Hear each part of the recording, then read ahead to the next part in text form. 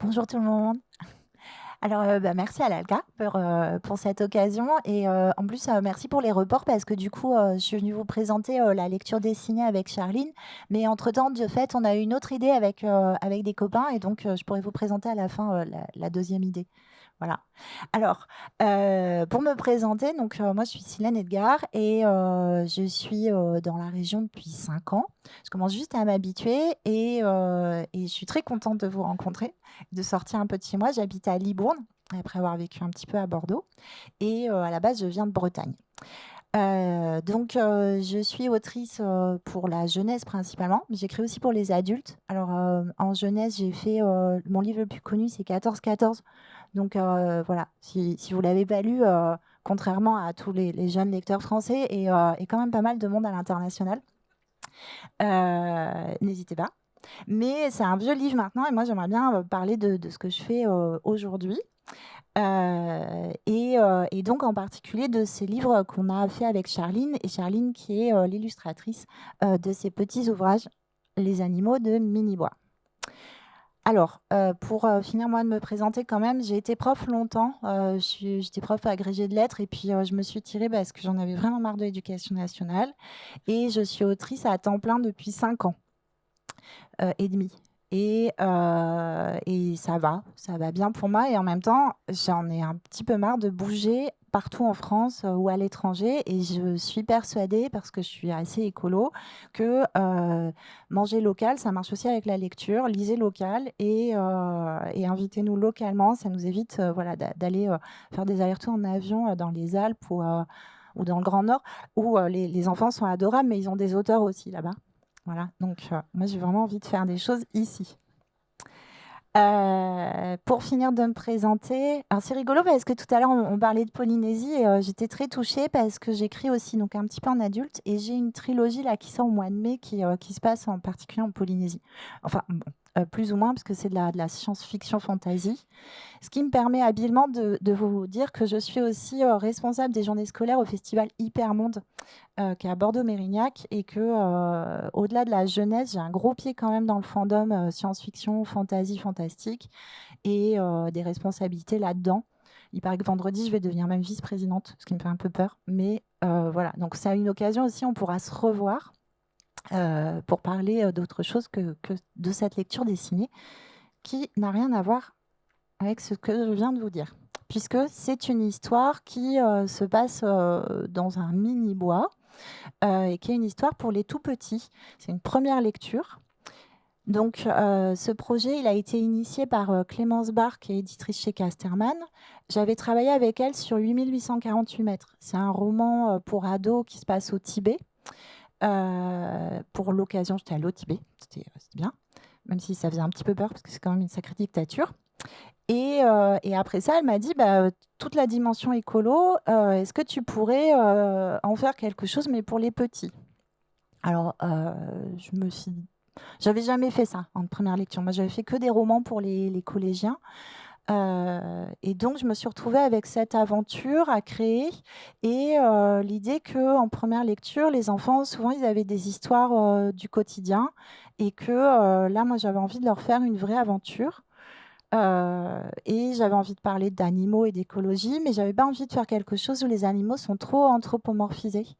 Donc je suis partie du Vent dans les saules, de Miyazaki, des chapardeurs et pour ceux de ma génération, des mini-pousses pour imaginer, ces animaux de mini-bois et donc on a créé une série de 5. Le 4e vient de sortir et là, hier, j'étais en bouclage pour le 5e qui sera le dernier de ces petits ouvrages. Donc ces petits ouvrages, ils sont composés d'un roman que vous pouvez lire ou que l'enfant peut lire tout seul, illustré par Charline. Et à la fin, il y a 2 petites pages de documentaire sur comment on peut aider les loutres. Par exemple, moi quand j'étais petite, des loutres, il n'y en avait plus que 1000 sur le territoire et aujourd'hui il y en a 2000 et avec un peu de chance, bientôt il y en a 4000 ou 5000, ce qui serait pas mal. Personnellement, je pense qu'il faudrait réensauvager notre pays qui, voilà, qui est quand même vraiment beaucoup, beaucoup bouffé par le béton. Et donc, dans ce petit livre-là, cette idée du cookie empoisonné, c'est cette petite loutre. Sa sœur mange un bout de cookie que quelqu'un a laissé tomber dans la forêt. Ça l'empoisonne, parce que c'est bien connu que les cookies, c'est pas bon pour les loutres. Et la petite, elle va essayer de sauver sa sœur, parce qu'elle s'en veut beaucoup. Elle a un peu l'impression que c'est de sa faute.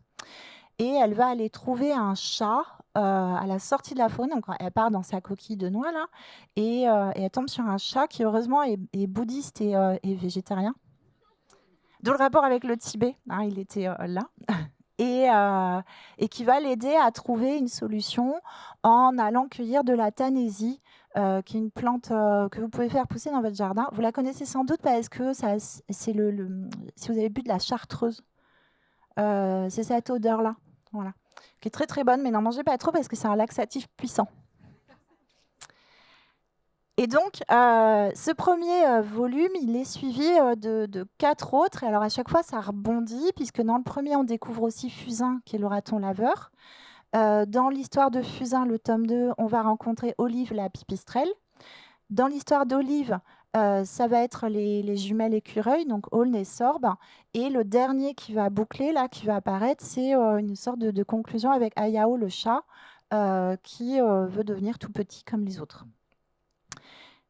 Ça a bien marché, ce livre-là, et en même temps, moi j'avais l'impression qu'on valorisait pas assez le travail de Charline. Charline Picard, qui fait beaucoup de documentaires et qui fait ses illustrations, qui peint en fait. Et du coup, quand j'ai été invitée à Tandem à Nevers, on m'a proposé d'inviter 1 ou 2 artistes pour faire quelque chose avec moi en tandem. Donc, j'ai demandé à une copine de parler de littérature, Maëlique Duval, et on a fait un tandem sur comment on crée. On a fait semblant d'être des 2 écrivaines au café, ce qu'on fait souvent en fait. Et avec Charline, on a proposé une lecture dessinée pour que les enfants puissent voir concrètement comment Charline travaillait. Alors, elle était hyper flippée parce que elle prend beaucoup de temps pour créer, évidemment, hein, comme tous les illustrateurs. Donc, elle avait l'impression qu'elle pourrait pas, dans les temps, faire quelque chose de chouette. Finalement, on a trouvé une solution, c'est que elle fait une sorte de décor et elle va ajouter des personnages qu'elle a déjà peints et imprimés pour que ça ponctue l'histoire.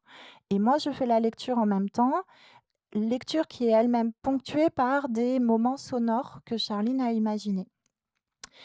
Alors, l'avantage, c'est que du coup, Charline, elle est sur sa table, comme vous voyez, et elle n'est pas obligée de regarder le public, ce qui est pas mal parce que du coup, elle est tranquille pour dessiner et on la voit faire vraiment. Et puis, bah, moi, j'assure le spectacle en faisant des pitreries et je raconte l'histoire. Voilà. C'est une lecture dessinée qui dure 20-25 minutes. Et après, on discute un petit peu. En général, je vais cueillir des plantes autour de la scène, enfin autour de la salle pour les présenter. Alors, quand je dis en général, on l'a présenté 2 fois seulement. Donc, c'est pas non plus. Enfin, mais je compte le faire à chaque fois. On l'a présenté une 2e fois à Lire en poche et ça a super bien marché. Donc là, voilà, je vous montre les. Ouais, bon, c'est pas très intéressant en fait. Mais ça a bien marché. Voilà, je me dis que c'était un grand succès et c'est vrai parce qu'à Nevers comme à Lire en poche, on a eu vraiment un super retour. La salle était comble les 2 fois et à Lire en poche, du coup, on a plein de gamins qui sont venus après pour prendre le livre et c'était vraiment des temps d'échange très chouettes. Les plus petits, moi j'ai mis que le spectacle était plutôt à partir de 5 ans parce que les 3-4 ans, c'était un peu dur quand même, hein, c'est pas prévu pour eux. Mais par contre, on avait des gamins plus grands, des 8-9 ans, qui étaient tout contents aussi et bah, c'était vraiment magique et c'était vraiment incroyable de pouvoir partager ça avec Charline. Voilà, ce qui était quand même le but. Pour la préparation, bah, il y a pas grand-chose à faire. Il faut, qu'on ait une caméra avec une table et une salle.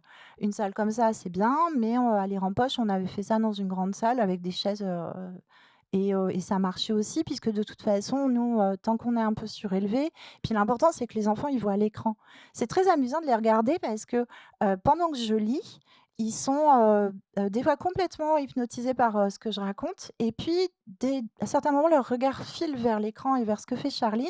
Alors quand Charline commence à faire le décor, il s'en fiche un petit peu et puis tout d'un coup, il y a les personnages qui apparaissent et alors là, c'est dingue parce que, ils perdent complètement le fil de l'histoire. Ils sont vraiment dans l'illustration et ça donne, je trouve, hein, artistiquement, c'est vraiment exactement ce qu'on voulait. Ça montre que l'illustration, elle complète et même elle supplée le texte, parfois et l'enfant, il en fait l'expérience. On lui explique pas tout ça, hein, parce qu'il en a rien à faire, mais il en fait l'expérience directement et puis après, il revient au texte et il comprend. Même si il a zappé un petit bout, c'est pas grave parce que l'illustration, elle a raconté. Donc je suis très fière de cette présentation parce que, c'était pas évident pour nous, on l'avait jamais fait et que, finalement ça marche bien. Voilà. Alors, l'inconvénient de cette proposition, c'est que Charline est à Lyon. Moi, je suis ici, mais elle, elle est à Lyon. Donc si jamais, ça vous intéresse, de nous faire venir et surtout de faire venir Charline, elle fait des ateliers dans les écoles et moi aussi. Moi, ce que j'aime bien proposer sur, les animaux de mini-bois, c'est 2 choses. En plus de la lecture dessinée, c'est, d'aller lire en forêt. Parce que comme vous le voyez, Charline, elle a vraiment représenté des éléments de nature qu'on connaît, que les enfants peuvent voir. Par exemple, des, langues de bœuf, des orties, de la tanaisie et donc quand on va lire en forêt, on peut leur montrer directement. Il y a ce côté, rapport à l'écosystème. Moi, je crois pas trop à la séparation nature-culture, hein et je pense que c'est pas, un écosystème séparé de nous. Donc c'est vraiment l'occasion de le vivre directement. De s'apercevoir que, quand on s'assied quelque part dans la forêt, on dérange des insectes, que des fois il y a un écureuil qui va passer, de trouver des déchets aussi parfois, et de les ramasser, de se dire: «Ah bah tiens, c'est comme dans l'histoire». Donc on est dans quelque chose de très concret et au lieu d'avoir des questions sur, «Mais d'où vient ton inspiration, Silène?» En fait, on y est et ça fonctionne très bien. Autre chose quand il pleut, c'est, de lire directement en classe. Bon, c'est un petit peu moins fun, mais l'idée c'est que, j'appelle ça «je lis, tu lis». Les enfants, ils choisissent des passages et on les projette et ils me lisent le passage et moi je leur explique d'où ça vient. On discute de ce qu'il y a dans le texte directement, au lieu encore une fois, de parler en général, et d'avoir des questions du genre: «Est-ce que tu as un chat?» «Oui», mais c'est pas très intéressant. Voilà. Et là, vous dites: «Ah bah oui, mais si ça me coûte très cher parce qu'il faut faire venir Charline de Lyon, je suis déçue» et c'est pour ça que j'ai la deuxième proposition. Donc la deuxième proposition, est-ce que je pourrais avoir, le PDF, s'il te plaît? Voilà, alors, l'idée, c'est qu'avec Séverine Vidal, qui est, ma copine et voisine, on s'est retrouvés au marché de Libourne, au mois de décembre et on s'est dit: «Ah tiens, mais Philippe Arnaud et Arnaud Tiercelin, ils bossent trop, ils sont profs, les pauvres. Si on leur proposait de faire un truc tous les 4, ce serait quand même fun» et puis, voilà et on leur a proposé de faire une lecture. Donc on s'est, rencontrés, on est vraiment au début du projet, hein. Pour l'instant, on a fait un goûter chez Arnaud et on s'est dit, on va faire une lecture musicale. Heu, Arnaud Tiercelin, il fait de la guitare, il serait aidé par José, un copain à lui et donc on lirait tous les 4. Alors on lirait des extraits de nos œuvres, on lirait des dialogues, on ferait une sorte de ping-pong, pour faire découvrir aux ados et aux adultes ce qu'on fait tous les 4. L'objectif, c'est de sortir, de se décentrer un peu, de pas être toujours en train de parler que de nous, mais de faire entendre les textes. On est au début de la création et c'est pour ça que j'avais envie de vous en parler parce qu'en fait, on pourrait venir chez vous et faire des goûters pour continuer à préparer. Et ça, ce serait quand même super chouette de construire quelque chose localement. Séverine, elle est comme moi. Elle aime bien vivre ici, elle non plus, elle était pas de la région à la base et on a envie de faire des choses dans le coin. On a vraiment envie de créer des choses ici, d'arrêter d'aller, au fin fond des Alpes, alors qu'on pourrait faire quelque chose avec vous, là. Philippe Arnaud et Arnaud Tiercelin, ils ont, alors si vous les connaissez pas, ils ont fait des romans, ils ont fait des albums, ils écrivent surtout en jeunesse et pour ados et c'est des gars super et du coup, on aimerait bien proposer cette lecture, on peut mettre peut-être la deuxième page. Voilà, ça c'est nos bobines à tous les 4. On a mis un tarif pour l'instant, mais en fait, on sait pas trop. On est vraiment en cours, de construction et on aimerait le faire, avec vous, si c'est possible. Voilà. Derrière, pour les 2 propositions, que ce soit la lecture avec Charline ou la lecture à 4, on peut faire des dédicaces des ouvrages. Alors si vous les connaissez pas, bon, Séverine, c'est vraiment notre top. Elle a publié plein, plein de trucs, de BD, d'albums et cetera. C'est notre star qui attirera beaucoup de monde et mais les autres, ils sont bien aussi, hein. De toute façon, vous avez sûrement des livres d'eux déjà dans les médiathèques. Et on n'est pas très pro, de toute façon, c'est pas notre boulot à la base et mais on a bien envie, de faire quelque chose de chouette et on peut être sérieux, même si j'en ai pas l'air et que je suis pas la meilleure représentante pour ça. Mais les 3 autres plus que moi. Voilà. Alors, en fait, on va lire chacun des bouts, mais on va lire aussi des bouts des autres.